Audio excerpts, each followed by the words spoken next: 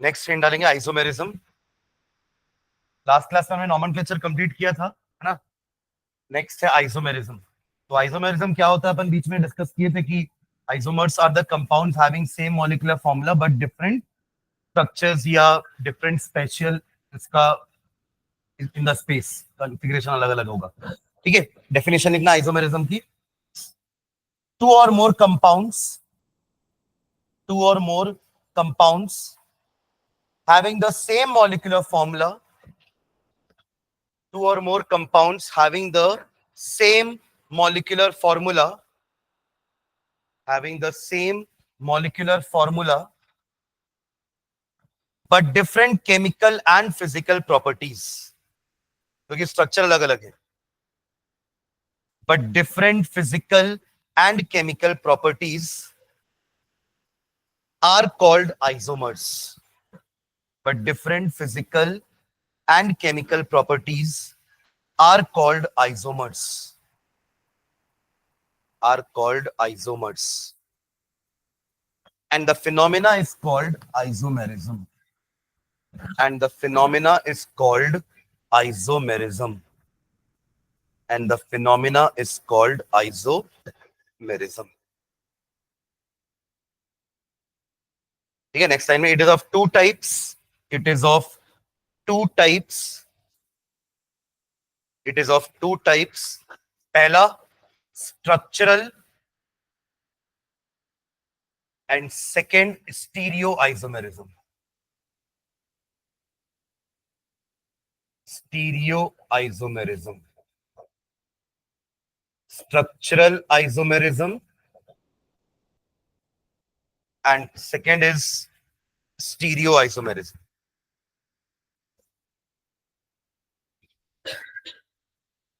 ठीक है, इसमें बोलते हैं कि उसका स्ट्रक्चर ही चेंज हो जाएगा, है ना, और इसमें क्या होता है, उसका स्पेशियल अरेंजमेंट चेंज होगा। मतलब जैसे कि मान लीजिए कि ये आपका एक कंपाउंड है जहां पर सेकेंड नंबर पे OH लगा हुआ है, राइट, इधर से लेफ्ट से सेकेंड नंबर पे OH लगा हुआ है। इसका एक और स्ट्रक्चर बन सकता है जहां पे OH फर्स्ट नंबर पे लगा हुआ है, तो स्ट्रक्चर चेंज हो गया। तो इस ये आपके इस कैटेगरी में आएगा, स्ट्रक्चरल आइसोमेरिज्म। ठीक है, यहां क्या होगा स्टीरियो वाले में कि OH सेकेंड कार्बन पे है और इसके आइसोमर में OH अभी भी सेकेंड कार्बन पे है बट उसका स्पेशल अरेंजमेंट चेंज हो गया है। यहां पर वो राइट साइड में है और उधर वो लेफ्ट साइड में, क्योंकि ये कंपाउंड सारे 3D हैं, तो स्पेस में ये कैसे अरेंज्ड हैं वो अलग अलग हो गया है। OH एक में राइट हैंड साइड में, एक में आपका लेफ्ट हैंड साइड में। एक और समझना कि ये आपका एक कंपाउंड है, इसका नाम बता पाओगे क्या? सोचो जल्दी से, सारे तो रूल पढ़ लिए हैं। हाँ, नहीं है प्लेनार स्ट्रक्चर, बट यहां भी स्पेशल अरेंजमेंट में चेंजेस हैं, है ना।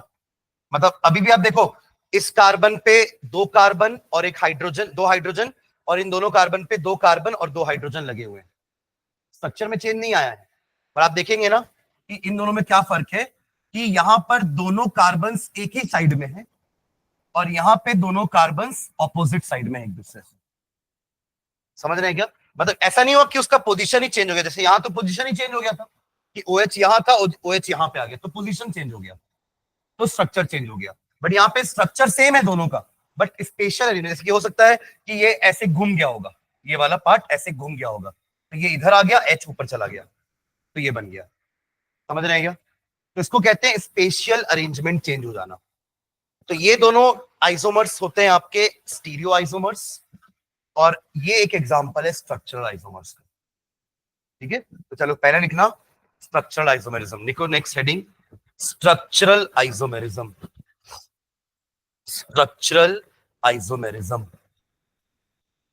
हाइफन डाल के, compounds having same molecular formula, compounds having same molecular formula, compounds having same molecular formula but different structures, but different structures, but different structures. That is different arrangement of atoms, different arrangement of atoms, that is different arrangement of atoms,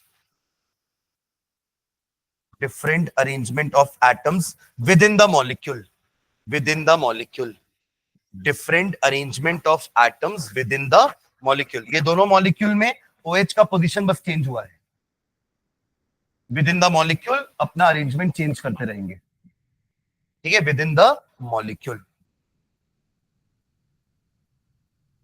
full stop. Next time देखना, it is of following types, it is of following types, it is of following types. पहला लिखना इसमें A, chain isomerism, chain isomerism, chain isomerism. Hyphen डाल के, compounds having same molecular formula, compounds having same molecular formula, compounds having same molecular formula but different arrangement of carbon atoms, compounds having same molecular formula but different arrangement of carbon atoms, different arrangement of carbon atoms within the molecule, within the molecule, within the molecule. Example लिखना इसका,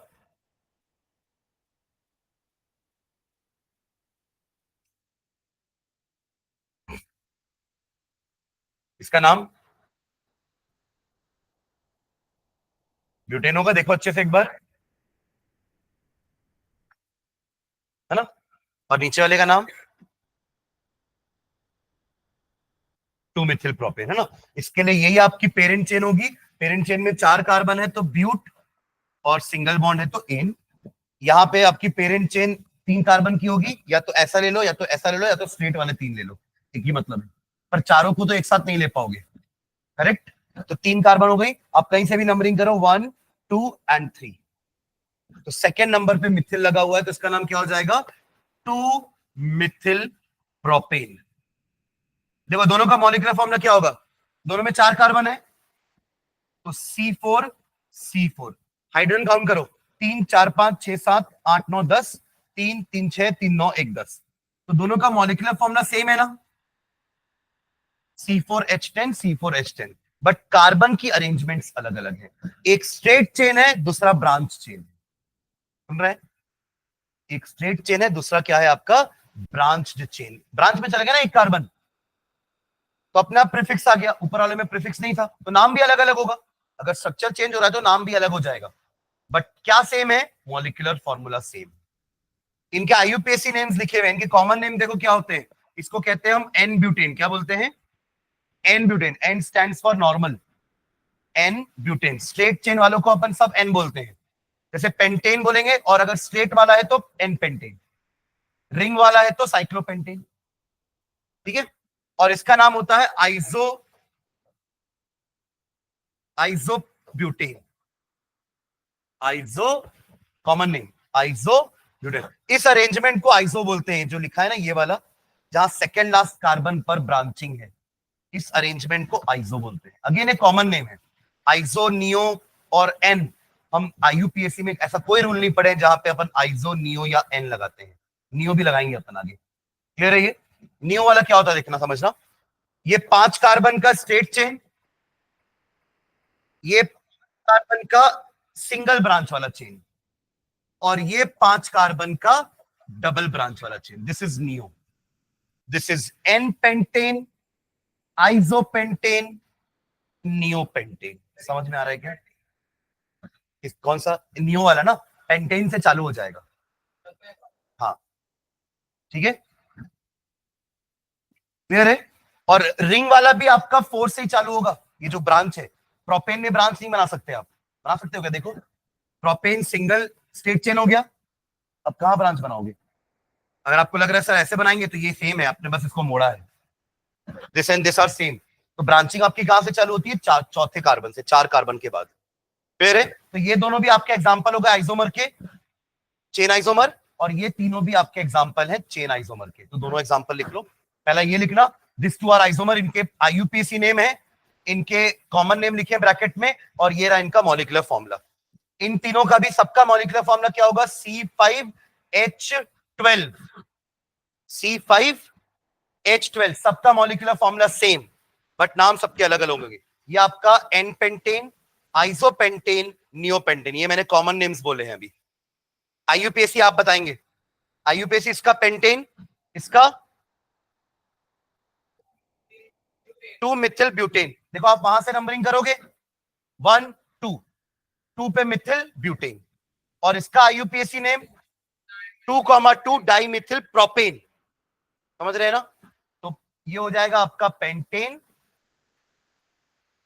तो मैं यहां लिख रहा हूं सबके नाम ना, इन तीनों के नाम यहां लाइन से लिख रहा हूं, आप लोग नीचे लिख लेना। फिर ये पेंटेन, और पेंटेन वाले का कॉमन नेम हो जाएगा एन पेंटेन, नॉर्मल पेंटेन, और सेकेंड वाले का नाम है 2 मिथिल ब्यूटेन, और इसका कॉमन नेम है आइसोपेंटेन, है ना? Iso is disarrangement. And last वाले का आईयूपीएसी नेम है 2,2 di methyl propane, and common name is neopentane. तो ये तीनों आइसोमर्स हैं, चेन आइसोमर्स, और वो दोनों आइसोमर्स हैं चेन आइसोमर्स। तो क्वेश्चन इसमें ऐसा आता है कि एक कंपाउंड दे देगा, बोलेगा इसके सारे चेन आइसोमर्स बनाओ। तो आपको पॉसिबल जितने भी कार्बन को इधर उधर करके आप ब्रांचिंग बना सकते हो, बनाना है। हाँ, सी मतलब ऐसे तो पूरा स्ट्रक्चर उसका लैटिस जैसा ही होता है, बट नहीं नहीं, दिखाना मुझे।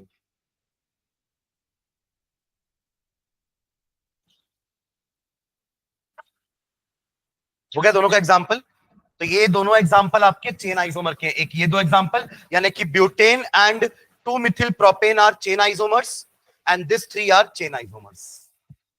ठीक है, ये आपका पहला कैटेगरी हुआ किसका? स्ट्रक्चरल आइसोमर्स का, है ना? हमने क्या बोला कि आइसोमर्स दो टाइप के होते हैं, या आइसोमेरिज्म दो टाइप का होता है, स्ट्रक्चरल एंड स्टीरियो। अब स्ट्रक्चरल के अंदर हम पढ़ रहे हैं, पहला टाइप हो गया आपका चेन आइसोमेरिज्म। डन? जहां पे कार्बन के चेन में फर्क है ना? स्ट्रेट चेन में 4 कार्बन है, स्ट्रेट चेन में 3, स्ट्रेट चेन में 5 4 3, पर सबके मॉलिक्यूलर फॉर्मूला सेम है, पर स्ट्रक्चर्स अलग अलग है। और स्ट्रक्चर में भी क्या अलग है?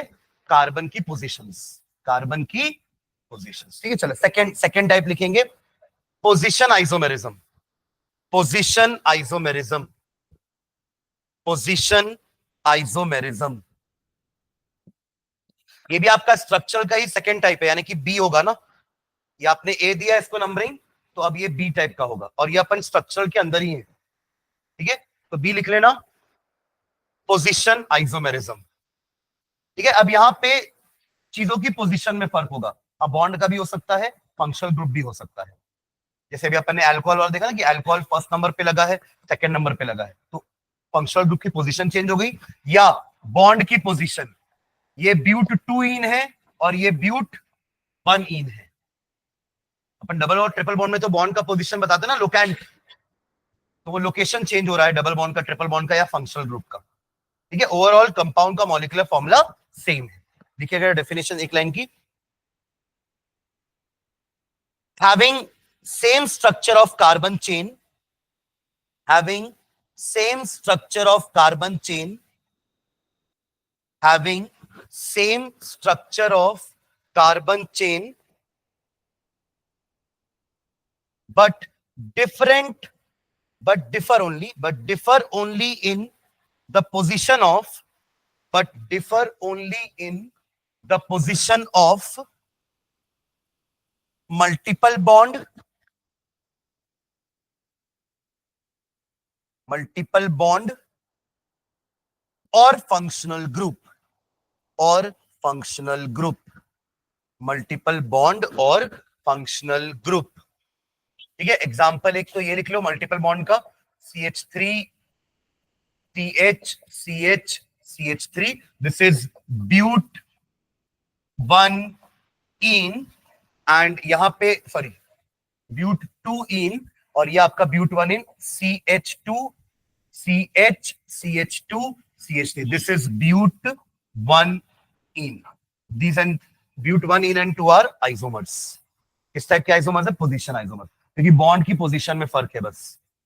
एक और एग्जांपल, ये तो हमने मल्टीपल बॉन्ड का ले लिया, एक लेते हैं फंक्शनल ग्रुप का. तो ये रहा आपका butane 1 all and this is butane 2 all.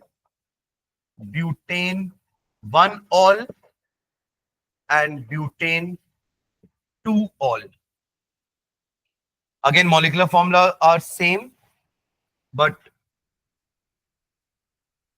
position of functional group is different. ठीक है.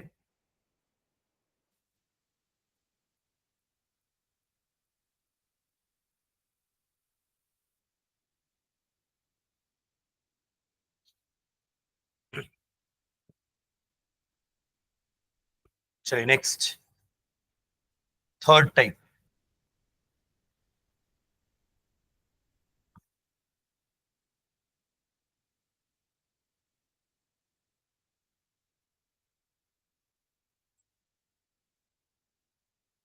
सी है ना, ये आपका बी टाइप का हो गया ना, पोजीशन आइसोमर्स. इसके पहले chain isomers, second position isomer, third लिखेंगे फंक्शनल आइसोमर्स. फंक्शनल आइसोमेरिज्म या functional isomers. Functional isomerism. Functional isomerism. Compounds having same molecular formula. Compounds having same molecular formula. Compounds having same molecular formula. सब में ये line तो रहेगी है ना, क्योंकि सभी आइसोमर्स हैं. Compounds having same molecular formula but different functional groups. But different functional groups. But different functional groups. ठीक है, एग्जांपल लिखेंगे इसमें. अल्कोहल एंड ईथर, समझिएगा. अल्कोहल्स एंड ईथर दोनों ही फंक्शनल ग्रुप्स हैं. अल्कोहल का जनरल फॉर्मूला होता है ROH.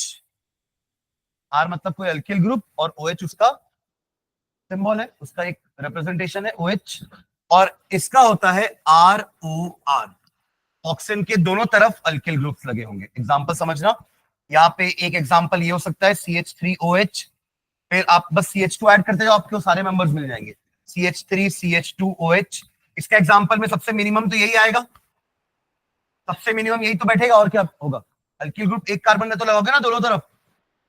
अरे हाँ है ना. This is the simplest ether. इससे छोटा ईथर नहीं बन सकता, समझ रहे हैं क्या. तो अब इन दोनों का मॉलिक्यूलर फॉर्मूला को कंपेयर करो आप. 2 कार्बन है दोनों के पास, 3 2 5 1 6 हाइड्रोजन है और एक ऑक्सीजन. दोनों का मॉलिक्यूलर फॉर्मूला C2H6O ही है, बट एक ईथर है और एक अल्कोहल है. और जब फंक्शनल ग्रुप ही अलग है तो प्रॉपर्टी भी अलग अलग ही होगी ना. ये सब अल्कोहल की प्रॉपर्टी शो करेगा और ये ईथर की. समझ आएगा. तो ये और ये लिख लो एग्जांपल में, और ये आप चाहो तो ब्रैकेट में लिख सकते हो, आपको याद रहेगा कि ये ईथर होता है ROR और ROH होता है आपका अल्कोहल. जहां पे R क्या है, alkyl groups. R is alkyl group. एक कार्बन के अल्किल ग्रुप को मिथिल बोलते हैं CH3. 2 कार्बन के लिए C2H5. 3 कार्बन के लिए C3H7. ये सब कहां से आए हैं, एल्केन में से मैंने एक हाइड्रोजन हटा दिया. तो CH4 में से एक हाइड्रोजन हटाया तो CH3 बचा. C2H6 से एक हटाया तो C2H5 बचा. C3H8 से हटाया तो C3H7 बचा. और नाम पड़ गया मीथेन से मिथिल, इथेन से इथिल, प्रोपेन से प्रोपेन. करेक्ट. ये तो अपन पढ़े ना उसमें ब्रांचेस में, यही तो नाम लिखते हैं अपन. ठीक है. तो alcohol and ether are the functional isomers. ठीक है. मतलब अगर आपने ये जनरल फॉर्मूला लिख के छोड़ दिया तो आप बता नहीं पाओगे कि ये ईथर है कि अल्कोहल है. बोलोगे क्या, नहीं बता पाएंगे ना. देखिए आप इसको ऐसे भी लिख सकते हो, इसको ऐसे भी लिख सकते हो. तो बिना आप प्रॉपर स्ट्रक्चर देखे नहीं बता सकते कि ये कंपाउंड ईथर है कि ये कंपाउंड अल्कोहल है। हाँ, स्ट्रक्चर बन जाएगा तो आप बता दोगे कि यहाँ पे OH है तो ये अल्कोहल है, और यहाँ पे O है और आजू बाजू में मिथिल ग्रुप लगे हुए हैं तो ये ईथर है। क्लियर? ठीक है, एक एग्जांपल और देखते हैं इसका। ये फर्स्ट हुआ, एक और जो आपके फंक्शनल आइसोमर्स होते हैं लिखेंगे, carboxylic acid and ester. Carboxylic acid and ester, carboxylic acid and ester. चलिए इनका भी जनरल फॉर्मूला देखते हैं। कार्बोक्सिलिक एसिड होता है RCOOH, COOH उसका है, और इसी में से H हटा के अगर मैं एक और R लगा दूं तो वो ईथर होता है, यानी कि RCOOR। और ये भी अगर मैं एक्सपैंड करूं तो ये वही चीज है, समझ रहे क्या? ये जनरल फॉर्मूला उनका। मैं क्लियर? अब समझना इसको अपन ये कैसे दिखाएंगे कि ये फंक्शनल आइसोमर्स हैं। देखिएगा, CH3COOH, CH3COOH। अच्छा, इसमें 3 में बनेगा, सॉरी है ना, इसमें नहीं बनेगा। CH3CH2COOH और इधर CH3COOCH3। देखो दोनों के मॉलिक्यूलर फॉर्मूला सेम है क्या? कितने कार्बन है? 3 3, हाइड्रोजन 3, 4 5 6, 3 और 3 6, ऑक्सीजन 2। दोनों का मॉलिक्यूलर फॉर्मूला है C3H6O2, हाँ या ना? बट दोनों क्या सेम है क्या? एक एसिड है और एक एस्टर है। इसका नाम होता है मिथिल, और ये दोनों कार्बन के हैं तो इथानोएट, मिथिल इथानोएट। और ये आपका होता है प्रोपेनोइक एसिड। 3 कार्बन है ना, तो प्रोपेन आएगा, ई हटाओगे ओइक एसिड लगा दोगे, तो प्रोपेनोइक एसिड एंड मिथिल इथानोएट।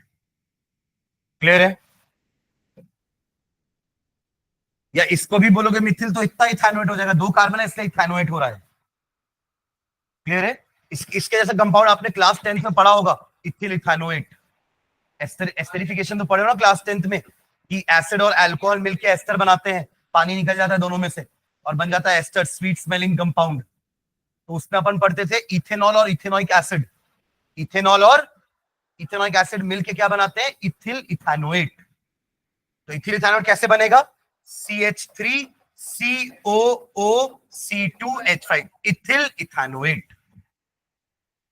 समझ रहे क्या? एक आया है इथिल अल्कोहल से और एक आया है एसिड से, दोनों का मिला के पानी बाहर, बचा हुआ एस्टर। पानी किससे बाहर जाता था? H2SO4 से, ड्राइंग एजेंट या डिहाइड्रेटिंग एजेंट बोलते थे, है ना? H2SO4 is a drying agent. हो गया दोनों? एक और एग्जांपल लास्ट इसी में ही, aldehydes ketones, aldehydes ketones, aldehyde ketones. देखो ये भी होते हैं क्या? Functional isomers. एग्जांपल देखना, CH3COCH3, ये क्या है?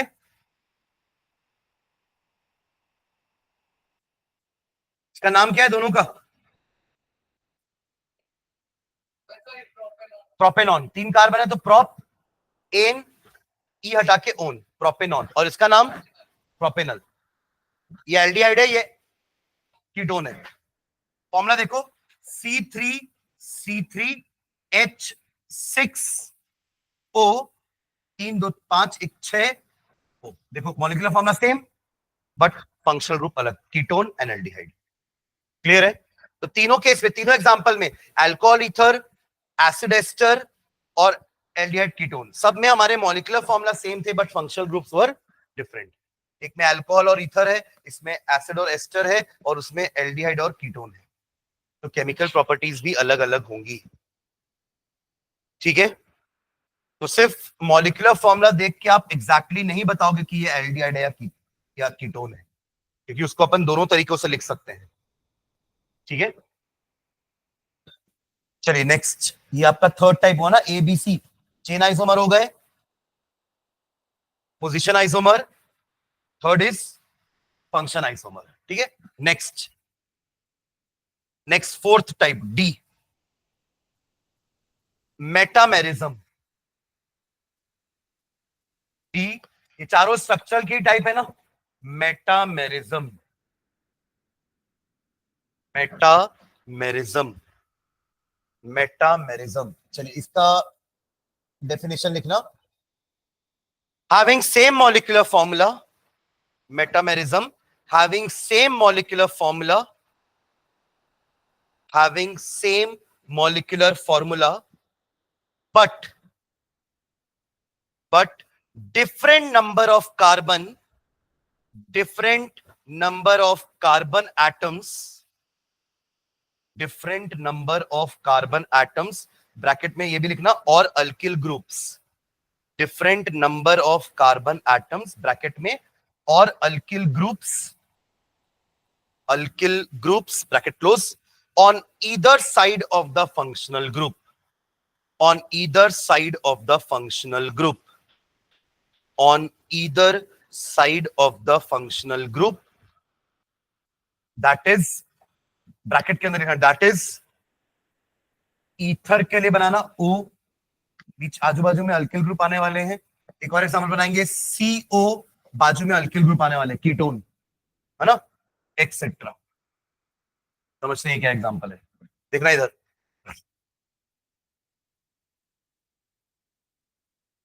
इधर C2H5 एक तरफ, दूसरी तरफ भी C2H5, ये एक ईथर है, दोनों तरफ इथिल इथिल है। अब मैं क्या करूंगा, यहां का एक कार्बन को उधर भेज देता हूं, तो इधर मिथिल बचा और इधर प्रोपिल हो गया। देखना एक बार, CH2 CH2 CH3, तो ये दोनों का स्ट्रक्चर अलग अलग हो गया ना। देखो ऑक्सीजन के दोनों तरफ इथिल इथिल था, बट यहां पे दोनों तरफ क्या है, एक तरफ मिथिल एक तरफ प्रोपिल। तो ये अपन ने लिखा है कि मॉलिक्यूलर फॉर्मूला तो सेम है, but number of carbon on either side of the group वो चेंज हो गया है, तो ये दोनों मेटामर्स कहलाएंगे। समझ रहे हैं ना, देखो एग्जांपल,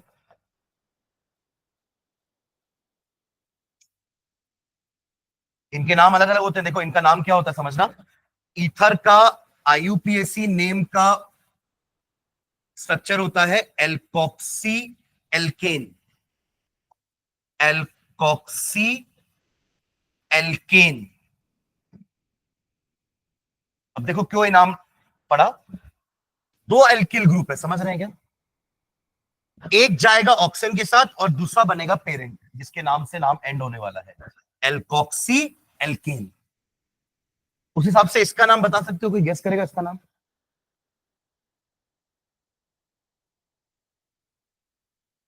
मैंने क्या बोला, एक अल्किल ग्रुप ऑक्सीजन के साथ जाता है तो उसका नाम एल्कोक्सी हो जाता है, और दूसरा अल्किल ग्रुप पेरेंट हो जाता है, इथॉक्सी इथेन। इसका क्या नाम होगा, इथॉक्सी इथेन। समझे क्या? अब इधर तो दिक्कत नहीं थी क्योंकि दोनों तरफ सेम नंबर ऑफ कार्बन थे, इधर सुन लो पहले।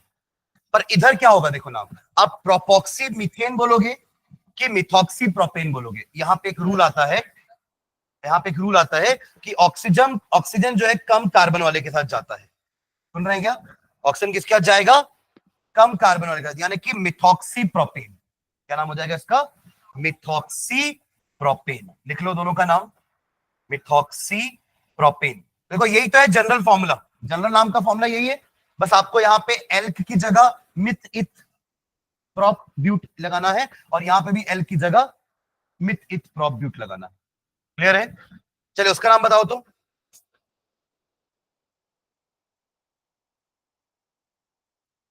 CH3OCH3, बताइए इसका नाम, मिथॉक्सी मिथेन। एक के साथ जाएगा मिथॉक्सी, दूसरा मिथेन, मिथॉक्सी मिथेन। क्लियर है? ठीक है, ये दोनों लिख लो, अपना एग्जांपल तो ये दोनों है। ठीक है, तो O के side number of alkyl group अलग अलग है दोनों कार्बन में, but overall molecular formula same है। यही चीज देखो प्रोपेनॉन में भी होती है, मतलब कीटोन में भी होती है। कैसे? ये रहा आपका कीटोन का फंक्शनल ग्रुप CO, आपने इधर रख दिया वही दो कार्बन इधर और दो कार्बन इधर, अभी तो बराबर है। अब इसका आइसोमर क्या बनेगा, एक इधर और तीन इधर। समझ आए क्या? नाम में चेंज आएगा, पर क्या नाम होगा इसका, पहले वाले बीच वाले का ऊपर वाले का नाम बताओ इसका। ओन, अरे ऊपर वाला खत्म हो गया, अब ऑक्सी ऑक्सी नहीं करना है, कीटोन है ना ये, तो ओन आता है, 5 कार्बन है तो पेंटेनॉन होगा। पर नंबर बताओगे ना कहां पर है double on, double bond, C double bond O, तो पेंटेन 3 ओन। कैसे कर रहे हो आप लोग? यही है वो, 1 2 3 4 5, या 1 2 3 4, हर जगह से उसको 3 नंबर मिलने वाला है, तो पेंटेन 3 ओन, और इसका नाम पेंटेन 2 ओन। समझ रहे क्या? Number of carbon on either side of the group is different. अच्छा एक चीज और, एक क्वेश्चन मेरा, ये और किस टाइप का आइसोमर हो सकता है? इन दोनों की बात कर रहा हूं, इन दोनों की बात कर रहा हूं।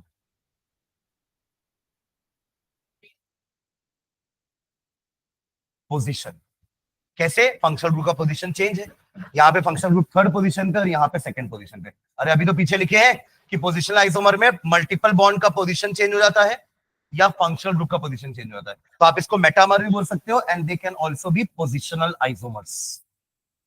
क्लियर है? नाम लिख लो इन दोनों का, पेंटेन 3 ऑन, पेंटेन 2 ऑन। यहां इसको मेटामर इसलिए बोल रहे हैं कि number of carbon on either side of the group are different. यहां दो दो है, यहां पे 1 और 3 है, तो ये होते हैं मेटामर्स, मेटामेरिज्म। ऐसा एस्टर में भी होता है, एस्टर में हो सकता है कि नहीं? देखो एस्टर में वहां भी दोनों अल्किल ग्रुप होते हैं ना आजू बाजू, RCOOR।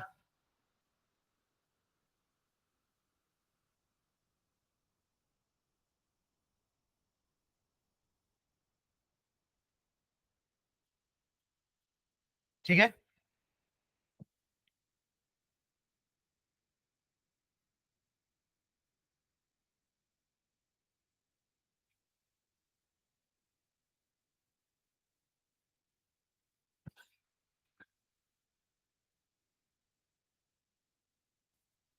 ठीक है। चलिए नेक्स्ट, फिफ्थ टाइप का ई।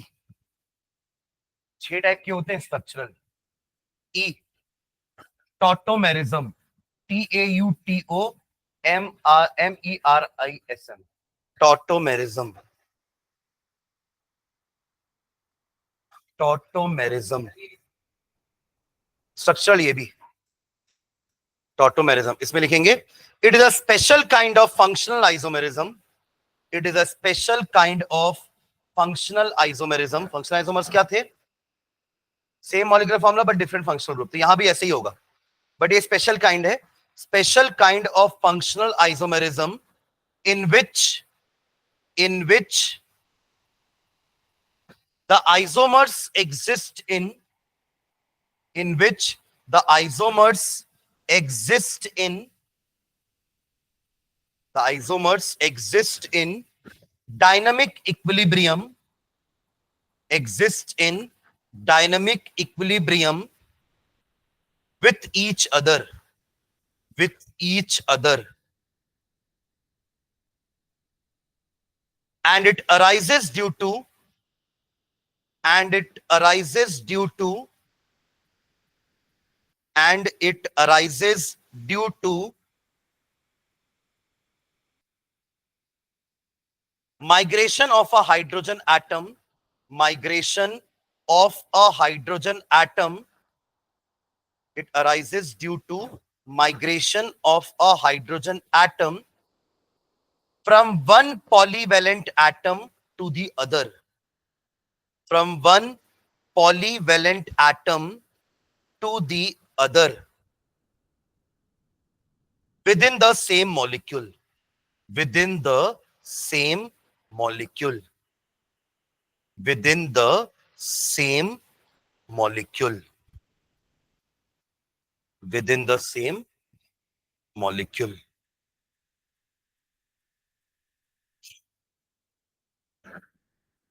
ठीक है, तो क्या लिखा आपने कि यहां पे हाइड्रोजन एटम माइग्रेट करता है, मॉलिक्यूल के अंदर ही घूम रहा है वो, एक कार्बन से दूसरे कार्बन में चला गया या एक कार्बन से किसी और एटम में चला गया, है ना, और उसके बाद कुछ प्रॉपर अरेंजमेंट में चेंज होने वाला है और एक दूसरा फंक्शनल ग्रुप वहां पे अटैच हो जाएगा या लग जाएगा। देखिए कैसे, एग्जांपल लिखना, CH3CHO, ये क्या है, कौन सी फैमिली का मेंबर है ये, एल्डिहाइड। कौन है ये, इथेनॉल। दो कार्बन है ना, तो इथेनॉल।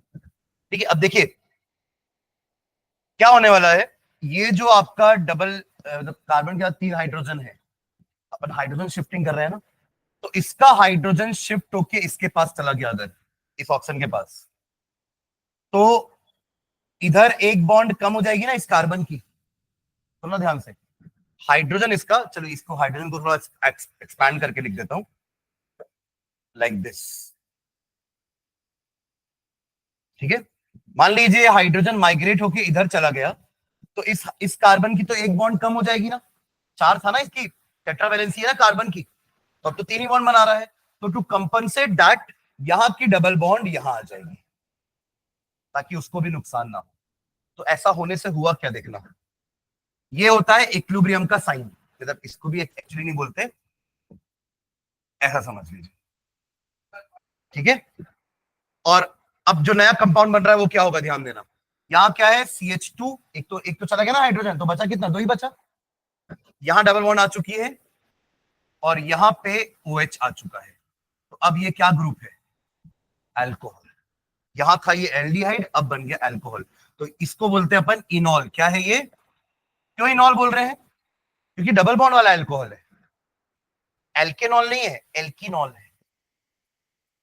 जैसे इथेनॉल होता है ना, तो वहां पे CH3CH2OH होता है, बट अगर CH2 डबल बॉन्ड CHOH हो जाए तो दिस इज इथेनॉल, इथेनॉल नहीं। इथ, इथ तो आएगा, 2 कार्बन है तो, और डबल बॉन्ड के कारण इन भी आएगा और ई हट के ऑल जुड़ जाएगा, तो इथेनॉल। समझ रहे हैं क्या, तो ये वही है इनॉल। एम आई क्लियर, हाँ। यही चीज ना कीटोन के साथ भी हो सकती है, ध्यान देना, कीटोन के साथ अगर होगी तो क्या कंपाउंड बनेगा, इधर देखना,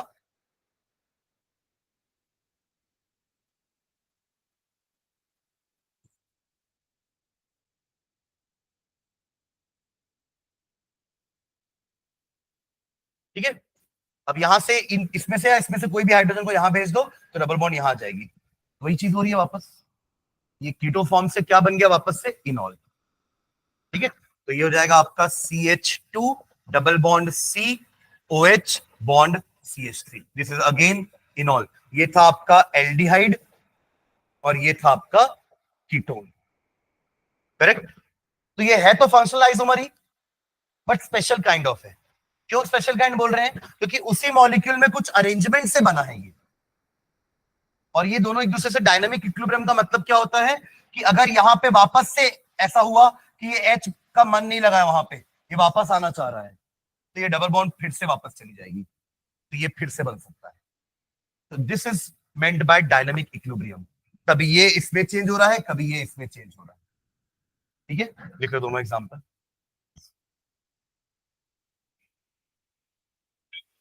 रिवर्सिबल है काइंड ऑफ, है ना, इक्विलिब्रियम वही पहुंचते हैं जो रिवर्सिबल होते हैं, इरिवर्सिबल वाले रिएक्शंस तो कंप्लीशन तक पहुंचते हैं, है ना। रिवर्सिबल रिएक्शंस हैं जो इक्विलिब्रियम अचीव करते हैं, यानी कि कभी खत्म नहीं होते। होंगे भी कैसे, रिएक्टेंट मिलके प्रोडक्ट बना रहे हैं और प्रोडक्ट वापस से रिएक्टेंट बना दे रहे हैं, तो रिएक्शन तो तभी खत्म मानेंगे ना जब रिएक्टेंट खत्म हो जाएंगे, और रिएक्टेंट कभी खत्म ही नहीं हो रहा है, तो those reactions are set to attain equilibrium, उनको हम कंप्लीशन तक कभी नहीं पहुंचा सकते। ठीक है, चलिए लास्ट टाइप लिखेंगे स्ट्रक्चरल आइसोमर का, last type ring chain isomerism. Last type E दे दिए थे ना, F, ring chain isomerism, ring chain isomerism, मतलब एक आपका रिंग के फॉर्म में होगा और एक स्ट्रेट चेन के फॉर्म में होगा। कंपाउंड का मॉलिक्यूलर फॉर्मूला सेम होगा बट कंपाउंड्स अलग अलग है, एक में स्ट्रेट चेन है दूसरे में रिंग है। देखेंगे इसमें हाइफन डाल के, having same molecular formula, having same molecular formula having same molecular formula but possessing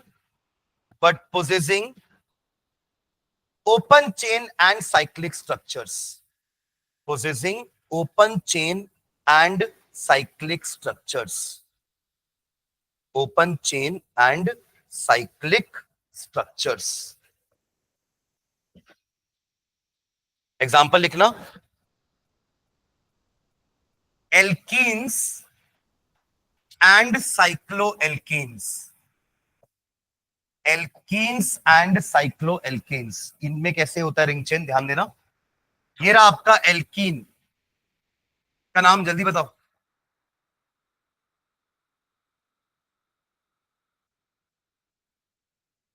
propene, propene है ना, ये आपका एल्कीन है. और यही 3 कार्बन का साइक्लोएल्केन कैसे बनता है, ये साइक्लोप्रोपेन, जहां पे हर एक पॉइंट का मतलब क्या है, CH2 CH2 CH2. This is cyclopropane and this is प्रोप1 इन. देखो मॉलिक्यूलर फॉर्मूला सेम है कि नहीं. 3 कार्बन 6 हाइड्रोजन, उधर भी 3 कार्बन 6 हाइड्रोजन. C3H6 C3H6. तो having same molecular formula but एक रिंग है और एक ओपन चेन है. समझ रहे हैं क्या? एक्चुअली देखो एल्कीन और साइक्लोएल्केन का जनरल फॉर्मूला सेम होता है, CnH2n. CnH2n. देखो ना, साइक्लोएल्केन एल्केन से ऐसी तो बना है 2 H हटा के. अगर मान लीजिए ब्यूटेन को साइक्लोब्यूटेन बनना है तो क्या करेगा वो, पहले और आखिरी कार्बन को बोलेगा एक एक हाइड्रोजन छोड़ दो और आके हम मिल लेते हैं. तो एक एक हाइड्रोजन छोड़े ना, 2 हाइड्रोजन छोड़ दिए, तो एल्कीन भी तो ऐसे ही बने. CnH2n +2 में -2 किए तो CnH2n आ गया. तो जनरल फॉर्मूला दोनों का सेम होता है, CnH2n, साइक्लोएल्केन का और एल्कीन्स का. ठीक है, एक एग्जांपल और लिखना. Alkyne and cycloalkene. Alkynes and cycloalkenes. Alkyne and cycloalkene, ये भी तो होगा ना. हमने क्या किया, यहां एक बॉन्ड बढ़ा दिया, यहां से 2 हाइड्रोजन और कम करके डबल बॉन्ड लगा दी. कैसे, देखो ये रहा आपका प्रोपाइन, नंबर ऑफ कार्बन 3 और हाइड्रोजन देखो भर रहा हूं मैं यहां पे 3 और 4, C3H4. करेक्ट. अब साइक्लोप्रोपीन बनाता हूं, ये रहा आपका साइक्लोप्रोपीन, जहां पे यहां तो है CH2 बट यहां और यहां CH और CH ही है.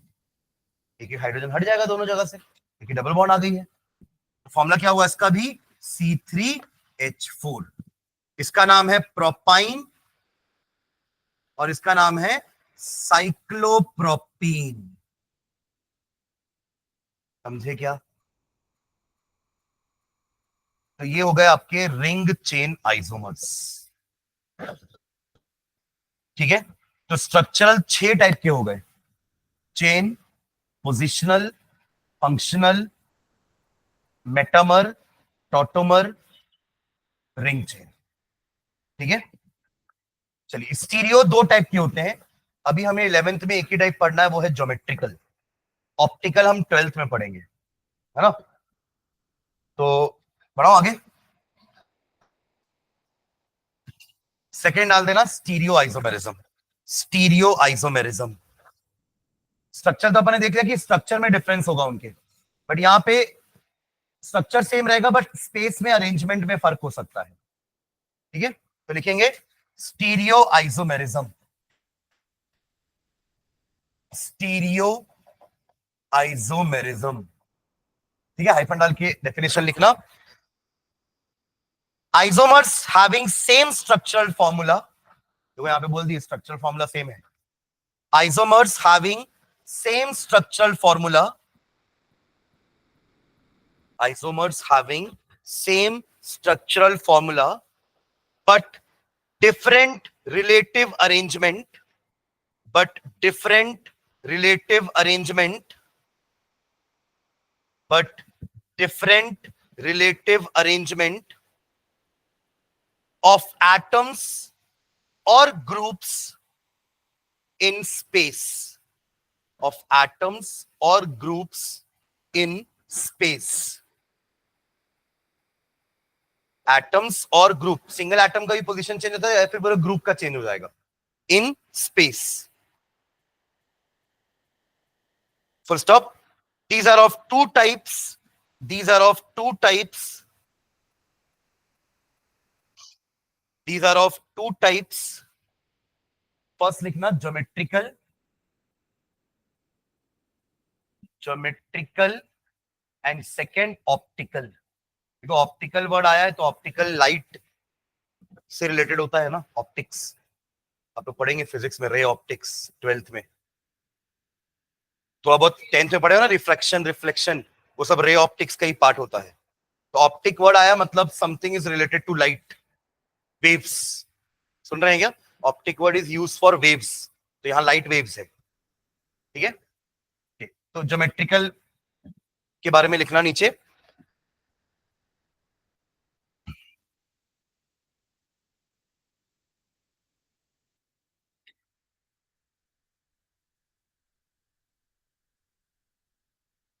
Due to pi bonding, due to pi bonding, due to pi bonding.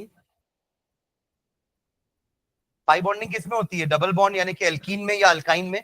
तो ज्योमेट्रिकल आइसोमर एक्चुअली एल्कीन का ही होता है. तो due to pi bonding between the two carbon atoms, between the two carbon atoms, due to pi bonding between the two carbon atoms, the rotation around carbon carbon double bond, the rotation around carbon carbon double bond is prohibited, is prohibited. Rotation नहीं हो पाएगा. उसका कारण है, देखना इधर, हमने double bond बनाई थी, आपको याद है orbital diagram. Carbon sp2 hybridise होता है जहां पे कुछ इस तरीके से उसके 3 हाइब्रिड ऑर्बिटल्स,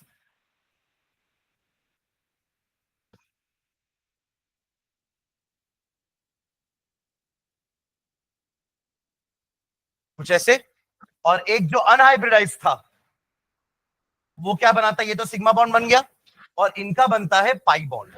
सुन रहे हैं क्या? अब ये ऊपर से जो जुड़ा है ना, इसके कारण अब वो घूम नहीं पाएगा, उनमें रोटेशन नहीं हो पाएगा, ये उनको रोटेट होने देगा नहीं. इन दोनों कार्बन को, जब तक सिंगल बॉन्ड थी ना वो रोटेट हो सकते थे. जैसे इथेन में रोटेशन होता है, इथेन में ये 3 कार्बन और ये 3 कार्बन ऐसे रोटेट हो सकते हैं. जैसे कि ये रोटेट हो जाएगा तो क्या होगा? इसका सिंगल ऊपर आ जाएगा, डबल नीचे. ऐसे भी हो सकते हैं ये, या फिर रोटेट होकर के ये भी ऐसा हो सकता है. समझ रहे हैं क्या? मतलब इनका स्पेशल अरेंजमेंट रोटेशन से चेंज हो सकता है, बट यहां पे रोटेशन इज प्रोहिबिटेड. क्यों? Because of double bonding, pi bonding. Sideways overlap है ना, आप ऐसे घूमोगे तो आपको घूमने नहीं देगा. Am I clear? तो क्या लिखे? Due to pi bonding between two carbon atoms, the rotation about carbon carbon double bond is prohibited and hence geometry of the atoms, and hence the geometry of the atoms or groups, the geometry of the atoms or groups attached to the carbon atoms get fixed, attached to the carbon atoms get fixed in space, gets fixed in space.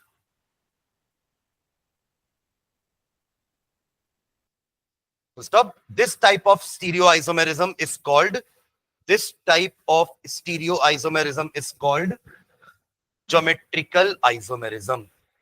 This type of stereoisomerism is called geometrical isomerism.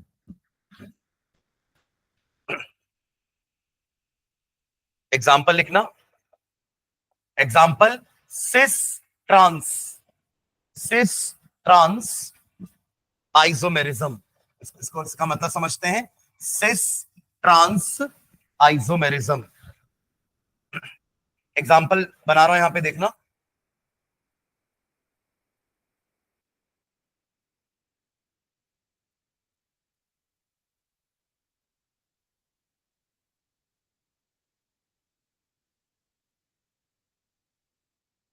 ठीक है, दोनों ही क्या है, ब्यूट two इन, और ये भी है ब्यूट two इन। देखो ये आपका स्ट्रेट चेन, मतलब लॉन्गेस्ट चेन, और यहां पे ये हो गया आपका लॉन्गेस्ट चेन, है ना। दोनों के लॉन्गेस्ट चेन में 4 कार्बन है तो ब्यूट, और सेकेंड नंबर पे डबल बॉन्ड है तो ब्यूट टू इन। पर दोनों में डिफरेंस क्या है, एक तरफ एक कंपाउंड में दोनों सेम ग्रुप एक साइड में है, और इधर दोनों सेम ग्रुप अपोजिट साइड में है। तो इसको जहां पे सेम साइड में होते हैं उसको कहते हैं सिस, और जो अपोजिट साइड में होते हैं उसको कहते हैं ट्रांस। तो cis but two ene and trans but two ene. ठीक है,